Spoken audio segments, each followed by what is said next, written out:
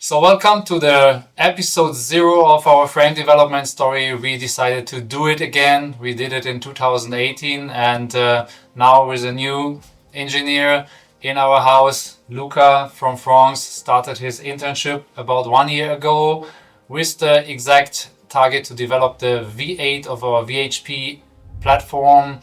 And he can maybe explain a little bit in a few sentences how he got there and why we decided to change the plan completely 1 month ago. I started my internship to finish my master here. I was working in the first version of the V8, so the upgrade of our actual frames. Recently, we decided to, maybe we'll get a bit more into detail later, but we decided to switch from a classic weight frame to something a bit more high-end with some lugs. Yeah, you're spoiling all the details already. Oh, okay, yeah, so maybe just share some details that we wanted to improve with the V8. I think it was like we wanted to give more options with external cable routing. We wanted to have a compartment box that you can access easy. What else did we want to do? For the V8 we wanted to have a longer seat tube insertion in order to put like longer dropper posts. And we also want to lower a bit the standover to make it more enjoyable for smaller riders. We wanted also to keep a kinematic similar to our high-level rocker to be more progressive. We wanted to have 0.5 head tube to have more adjustability. As I talk about adjustability, we want to reach another level for our frame, but we will talk a bit later about it. Yeah, plus better scaling on the head tubes. Probably the goodbye of semi-custom frames for really optimized custom frames, everything we learned in the last 5 years. So that came all together. And we actually decided our plan was to go to China with this because we had really good experience with our rear triangle manufacturer and we saw that's the factory to go with. Current geopolitics, especially with USA, say it's a big no-no if you want to sell to US, if you want to make something in China. So we definitely decided, even though we were satisfied with the quality, to bring manufacturing closer, to stay more local. And 4 weeks ago we made that decision and we decided that it could be a great idea to make lugged frames. We decided for CNC'd lugs and carbon tubes, and we're gonna take you to the whole journey.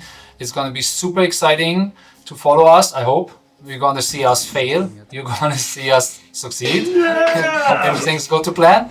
And we're gonna tell the whole story. It's a documentary, it's not a marketing pitch or something. It's really like us on the journey.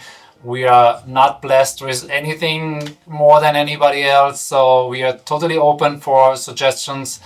Comment on the video, give us ideas. We like to involve the feedback of the community. We're probably not able to make a community project out of it, but we really value feedback and responses from everybody. For me, this project is a big déjà vu, obviously. I did the same story, documented the whole manufacturing and development of the first VHP frame back in 2018. We started this with Stefan. And it's deep in the DNA of the company to communicate, very open about development, and we want to do it all over again, and this is super exciting for us and hopefully for you as well. So, talking about the next episodes, what's there to come?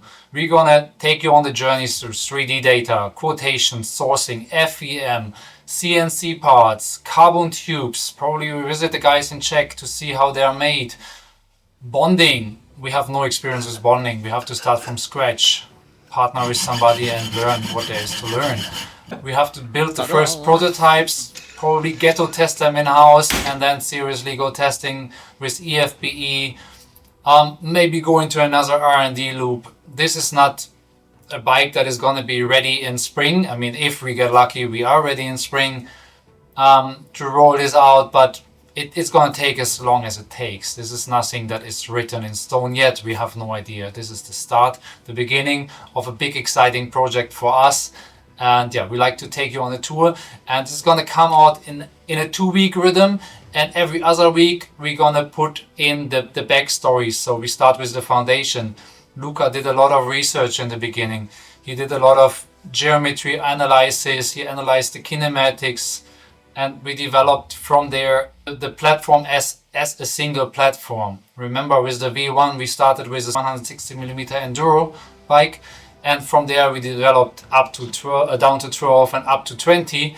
But now we wanted to have it to see this as a holistic approach to get even more refined versions for different areas of use. So stay with us, this is going to be a super exciting journey. Thanks for watching. Hit the subscribe and share button. You know the shit, this is the only currency we can get paid off. Thank you.